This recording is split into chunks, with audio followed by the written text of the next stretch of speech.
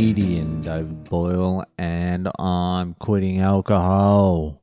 So it's Ask Boyle today. It's Monday, but you're gonna hear this Tuesday, Melbourne Cup Day. I didn't even fucking realize.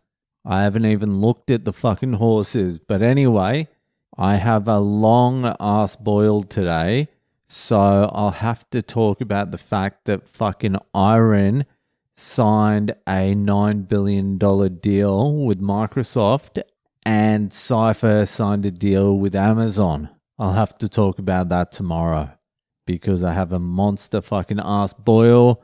So before I get to it, you know the drill.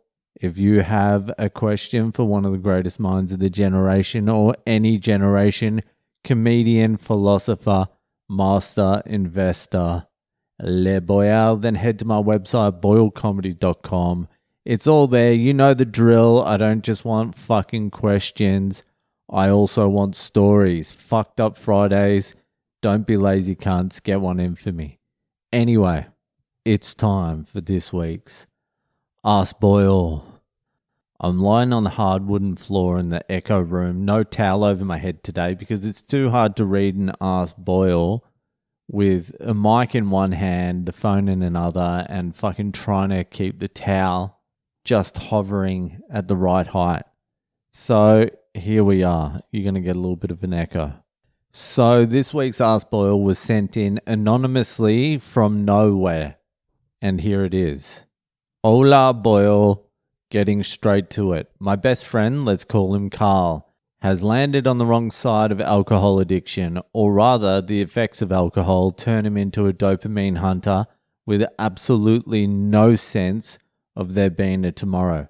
He lives on his own and thought he'd mastered hiding it, his drinking, and with that all the other habits that came with it. But last week, a mate of ours got a call from a guy Carl works with. He has a really good job. This guy told him he's not hiding it well.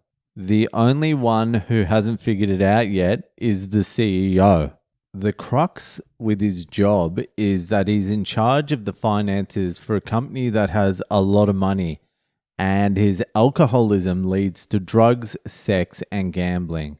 And it's not the glamorous side of drugs, it's shit coke or shit speed mixed with coke, sold to him as coke.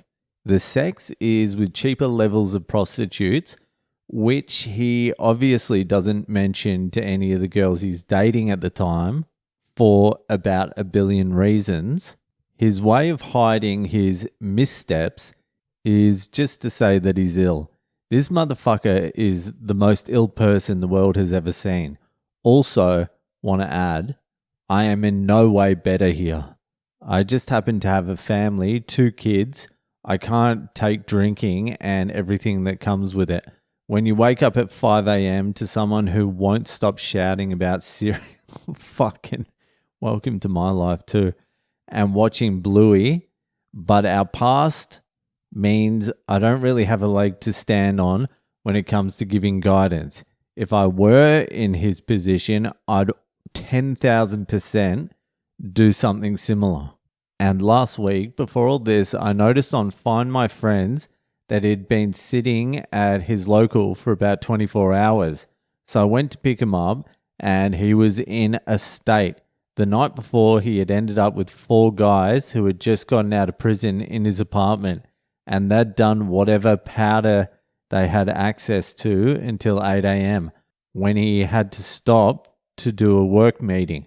When I picked him up a few hours later at his local, he was sitting by himself wobbling on a seat, waiting for his lady of the night to come in an Uber. So I cancelled the Uber, cancelled his lady of the night, and got him to bed. The first thing he said to me when I saw him was, do you want to go home and do a line? Do you want to go home and do a line? When we got to his flat and I said, mate, probably best if I take that coke off you as well. He replied, no. I don't have any drugs. Anyway, this was obviously not his finest moment, but something that had happened many, many times before. And after that, plus the chat he had because of his co-worker snitching, trying to in exclamation marks, trying to save him from losing his job, he ended up having a heart-to-heart chat with his CEO. He told her he had issues, and now they're trying to get HR to put him into a program. I can't tell him anything along the lines of, it's time to throw in the towel on drinking, because his self-defense mechanism kicks in at a fucking astonishing speed. I also don't really believe that wanting to quit can come from anyone other than yourself. So my question is, how the fuck do I make/nudge him into thinking that he has decided to quit drinking on his own accord? Because right now, he just refuses to look at any of this as alcohol is a problem. He thinks the world is just out to get him. Well, anonymous listener, you have come to the right place.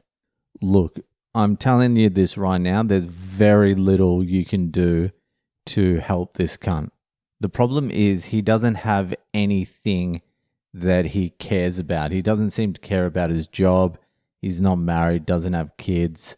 He's kind of like adrift. He's untethered. And the way I see these things is when you have nothing you care about that is going to force you to like stop out of like some sort of guilt or just responsibility, or for some reason, whatever your reason is, if you don't have that, you're never going to consciously choose to stop. Because what are you stopping for? There's no reason. There's no purpose. Your purpose are these little dopamine hits. But what you do subconsciously is you start doing more and more dangerous activities, especially with drinking. You put yourself in more and more danger because what you want to do subconsciously is quit. You want to get clean. You want to fucking get sober. You want to sort your life out, but you just can't see through the fog. So what you're doing subconsciously, you're putting yourself in danger. So eventually something so fucked up happens that you are forced to quit. And that's what happens. Like the universe taps you on the shoulder and says, look, I think it's time. And then you ignore it. And then the universe like gives you a shove and you ignore it and you continue on. And then the universe gives you a little push. Hey, I think it's time to stop. And you ignore it. And then the universe gives you a slap across the head and you ignore it. And then the universe gives you a fucking punch in the face. That usually straightens people out a little bit, depending on who you are, how extreme a person you are. But if you continue ignoring that, then you move on to the fucking KO hit. And then if you manage to get yourself up from that, then we start getting into very dangerous territory. Then the universe has to get your attention. And nothing else has worked, so the escalation to get your attention becomes very dangerous. If you continue ignoring the universe from here, you're really like playing with life and death then. You've only got like a few more ignores left. But usually with these types of characters and these situations, it has to be something catastrophic to even fucking get their attention. So there's nothing really a friend can do to help. The only real thing you can do is when it falls to shit, when it inevitably falls to shit, and it will, you can be his friend then. There's not a lot you can do in the interim. There's going to be nothing you can say to talk sense into him. There's just nothing you can do. He's on his path.